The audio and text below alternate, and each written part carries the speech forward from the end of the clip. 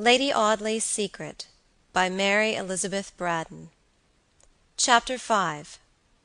The Headstone at Ventnor. Yes, there it was in black and white.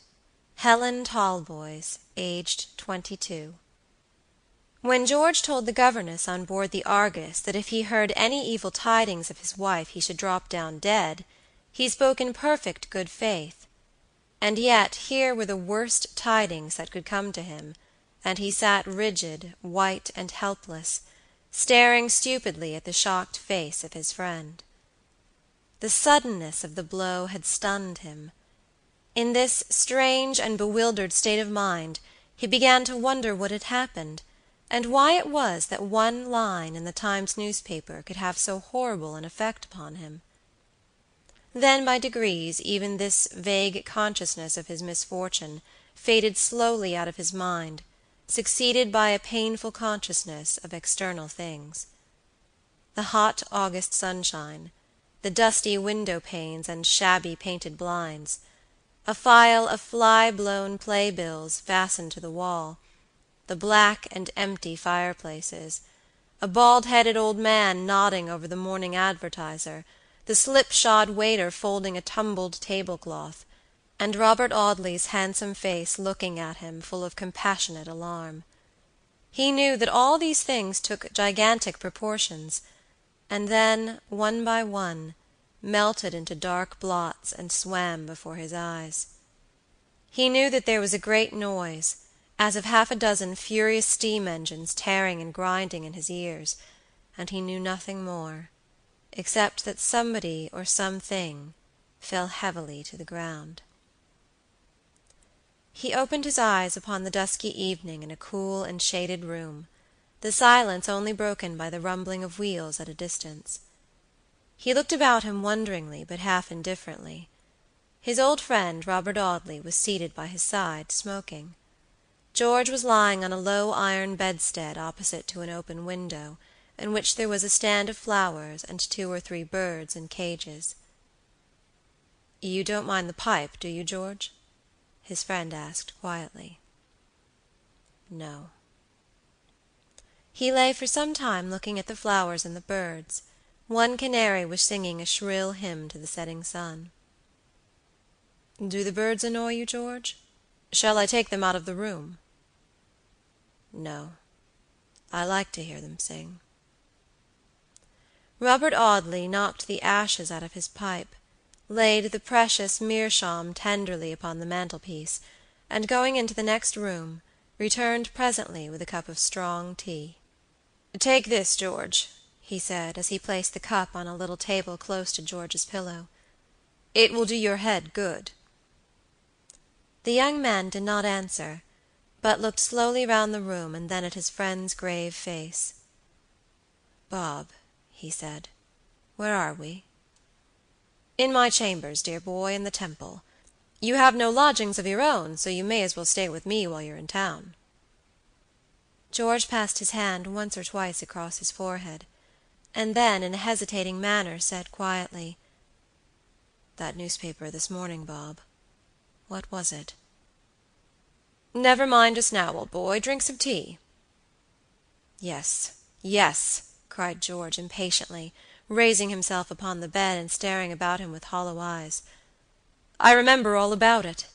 Helen, my Helen, my wife, my darling, my only love, dead, dead." "George," said Robert Audley, laying his hand gently upon the young man's arm, "you must remember that the person whose name you saw in the paper may not be your wife. There may have been some other Helen Talboys." "No, no," he cried.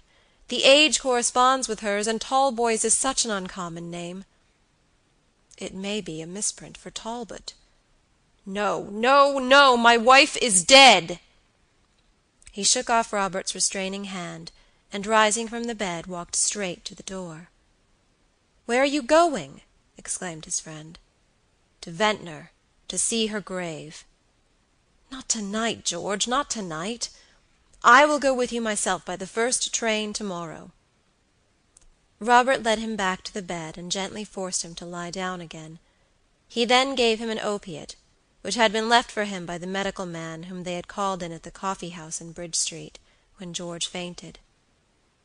So George Talboys fell into a heavy slumber, and dreamed that he went to Ventnor, to find his wife alive and happy, but wrinkled, old, and gray, and to find his son grown into a young man. Early the next morning he was seated opposite to Robert Audley in the first-class carriage of an express, whirling through the pretty open country toward Portsmouth. They landed at Ventnor under the burning heat of the midday sun. As the two young men came from the steamer, the people on the pier stared at George's white face and untrimmed beard.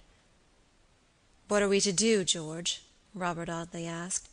"We have no clue to finding the people you want to see." The young men looked at him with a pitiful, bewildered expression.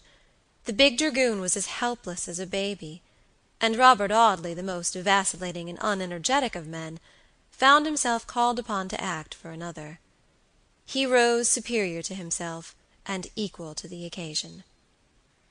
"Had we better not ask at one of the hotels about a Mrs. Talboys, George?" he said. "Her father's name was Maldon," George muttered. "He could never have sent her here to die alone." They said nothing more, but Robert walked straight to a hotel where he inquired for a Mr. Maldon. Yes, they told him, there was a gentleman of that name stopping at Ventnor, a Captain Maldon. His daughter was lately dead. The waiter would go and inquire for the address. The hotel was a busy place at this season, people hurrying in and out, and a great bustle of grooms and waiters about the halls. George Talboys leaned against the door-post, with much the same look in his face as that which had frightened his friend in the Westminster coffee-house. The worst was confirmed now. His wife, Captain Maldon's daughter, was dead. The waiter returned in about 5 minutes to say that Captain Maldon was lodging at Lansdowne Cottage, No. 4. They easily found the house, a shabby, low-windowed cottage, looking toward the water. Was Captain Maldon at home? No, the landlady said. He had gone out on the beach with his little grandson. Would the gentleman walk in and sit down a bit? George mechanically followed his friend into the little front parlor, dusty, shabbily furnished, and disorderly, with a child's broken toys scattered on the floor, and the scent of stale tobacco hanging about the muslin window curtains.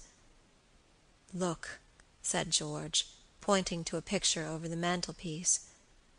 It was his own portrait, painted in the old dragooning days. A pretty good likeness, representing him in uniform, with his charger in the background. Perhaps the most animated of men would have been scarcely so wise a comforter as Robert Audley. He did not utter a word to the stricken widower, but quietly seated himself with his back to George, looking out of the open window. For some time the young man wandered restlessly about the room, looking at and sometimes touching the knick-knacks lying here and there.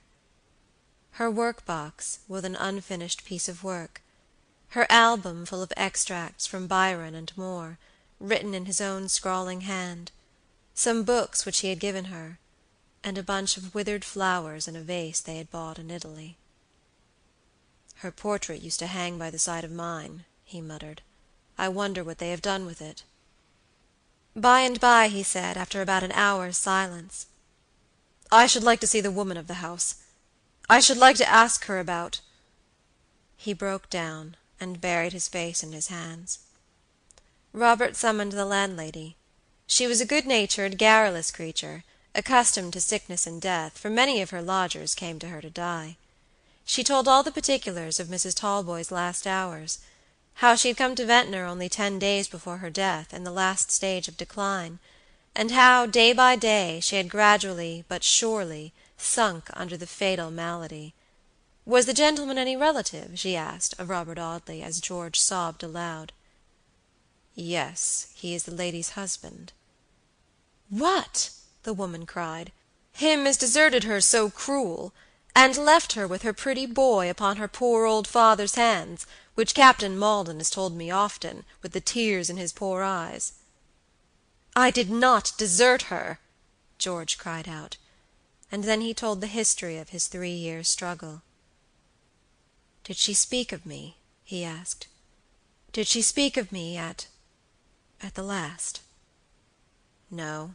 She went off as quiet as a lamb. She said very little from the first, but the last day she knew nobody, not even her little boy, nor her poor old father, who took on awful.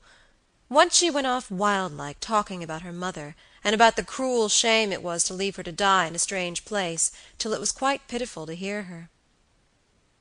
"Her mother died when she was quite a child," said George. "To think she should remember her and speak of her, but never once of me." The woman took him into the little bedroom in which his wife had died.